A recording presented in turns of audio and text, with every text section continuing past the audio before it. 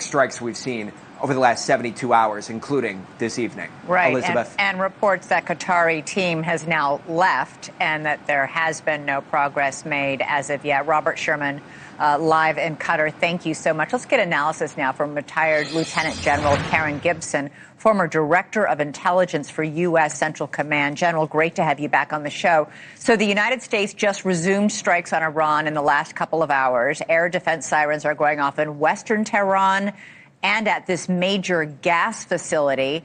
The Trump administration says these are self-defense strikes on multiple targets.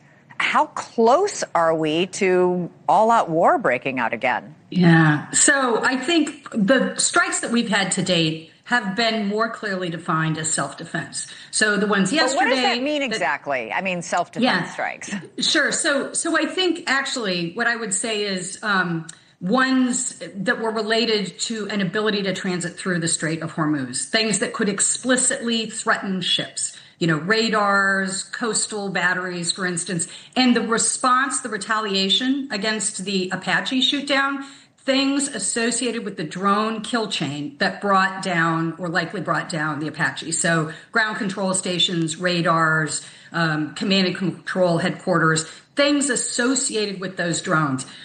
Hitting the gas field is a lot harder for me to think of as a self-defensive measure. Right. You know, I thought that what might happen would be additional aspects of drone infrastructure, or perhaps things more closely associated with the ability to get through the straits, like the IRGC Navy or anti-ship missiles. But hitting more broadly, particularly at dual-use military civilian infrastructure or things related to energy, that is harder for me to think about how that's classified as self-defense. Well, and President Trump from the Oval Office today threatened to strike civilian infrastructure targets. And there were reports from Iran that, in fact, he already just did strike a water treatment plant.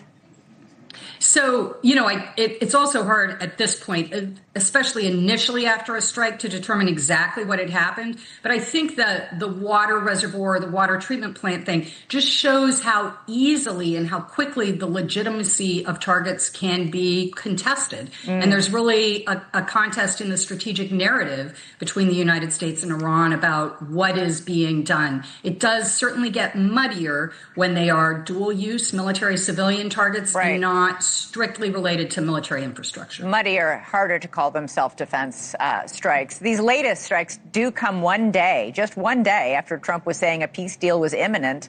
Republican Congressman Carlos Jimenez of Florida might have been speaking for a lot of Americans when he said this is like Lucy and the football, that the president has said 38 times by one count that a deal is imminent, and then the deal never happens. The president himself today said Iran is, quote, playing us for suckers. Is it?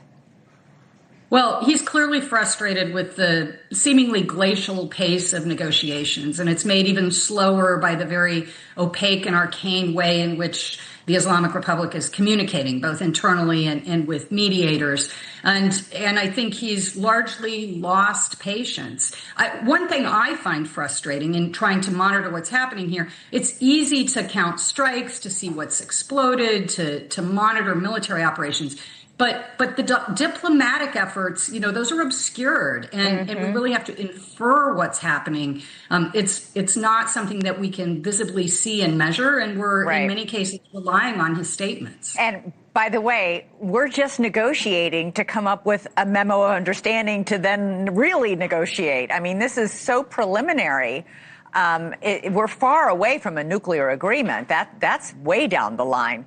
In the meantime, Iran claims that it did not shoot down that Apache helicopter, which, by the way, may have actually been part of that effort to guide tankers through the Strait of Hormuz.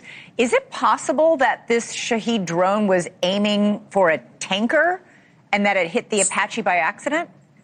So I think the attribution of the Shahed coming from Iran is pretty clear, and it's probably evident on many sensors, on ships and on aircraft and in headquarters, where the Shahed launched from and, you know, what it did. The understanding the intent of the Iranians, whether it was an accident, whether it was a mistake, whether it was intentional, that's really far more difficult. This cheap $20,000 Shahed drone took down a multi-million-dollar helicopter.